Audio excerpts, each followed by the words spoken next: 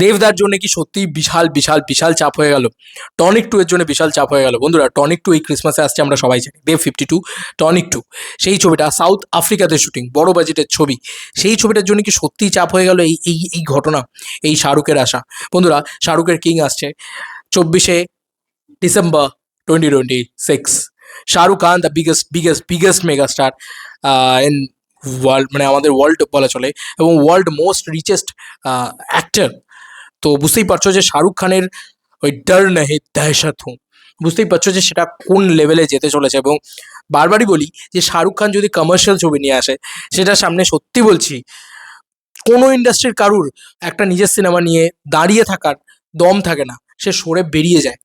আমি জানি দেব নামটাই আলাদা, দেব ওইখানে দাঁড়িয়ে থাকবে নিজের ছবিটাকে নিয়ে।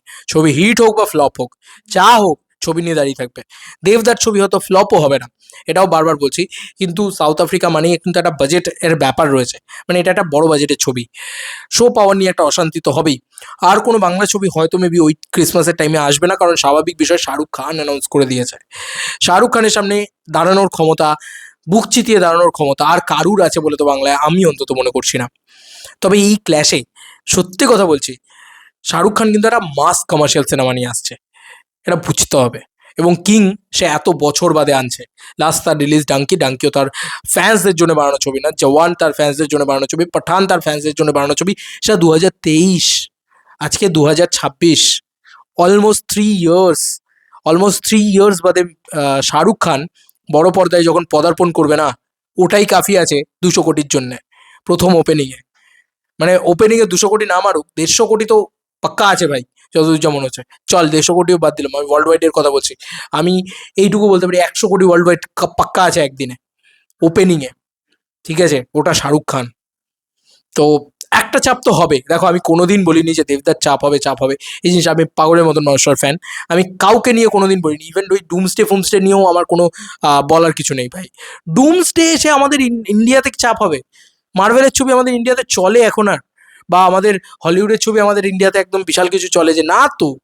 তাহলে ডুমসডে নিয়ে আমি আমি কখনোই মনে করি না যে ডুম হয়ে যাবে। আমার আমার এটাই মনে হয় শাহরুখের সামনে যে কোনো কেউ ডুম হয়ে যাবে ভাই। শুধু দেবদা বাংলা থেকে একাল নিজের মতন করে লড়ে যাবে, এইটুকুই আমি বলতে পারি। তবে আমি সত্যি বলছি, একটু হলেও চাপ হলো, একটু হলেও কিন্তু দেবদার মাথায় আনতে হবে যে টনিক 2 তে আমাকে এমন কিছুই রাখতে হবে যাতে আমি শাহরুখ খানের সামনে দাঁড়াতে পারি। এটা মাথায় রাখতে হবে যে আমি শাহরুখ খানের সামনে দাঁড়াতে আসছি, এবং শাহরুখ খানের ডাঙ্কির সামনে নয়, শাহরুখ খানের মাস কমার্শিয়াল বিগেস্ট কামব্যাকের সামনে দাঁড়াতে আসছি।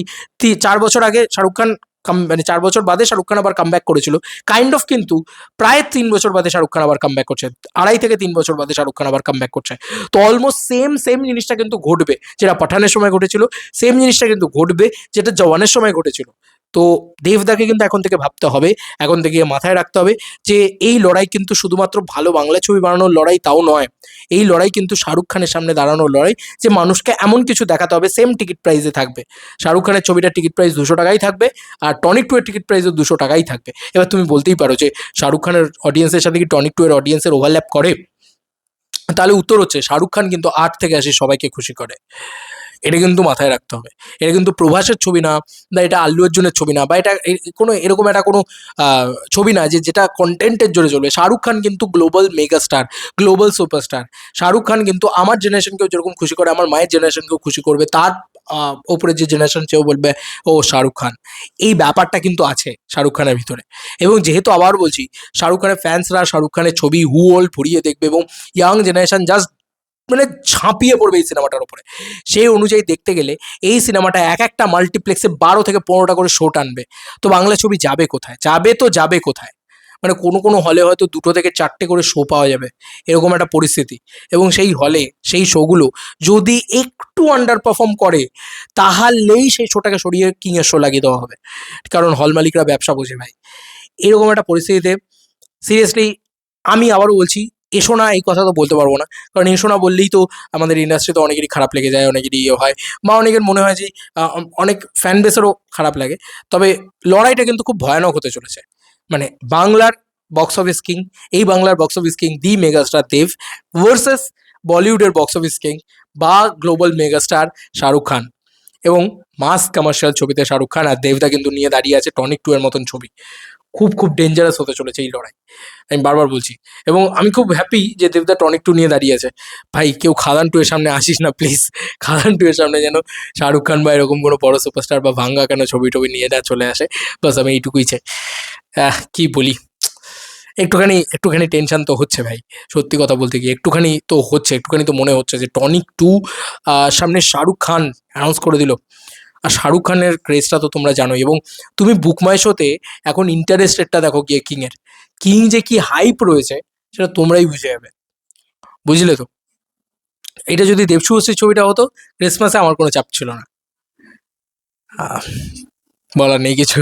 যাই হোক, ভালো হোক, আমি চাই সবসময় দেবদা ব্লকবাস্টার দিক, ডেফিনেটলি হয়তো দেবদা দেবদার জায়গা থেকে জিতেই যাবে, হয়তো বাংলা থেকে দেবদা একটা দারুণ কালেকশন এনে দেবে। কিন্তু শাহরুখ খান কিন্তু অনেকটা মানে যে একটা কালেকশন হয় না, যে একটা একটা 8 কোটি 10 কোটি 12 কোটি, বা প্রজাপতি টুও যে যে যে জায়গাটা আরামসে করতে পারলো, সেই জায়গাটা মানে করার জায়গাটা থাকবে না, কারণ অনেক শোজ অন্তত প্রথম 2 সপ্তাহ হোল্ড করিয়েই রাখবে। এরপরে হচ্ছে কন্টেন্ট, আবার বলছি কন্টেন্ট ইজ দ্য কিং।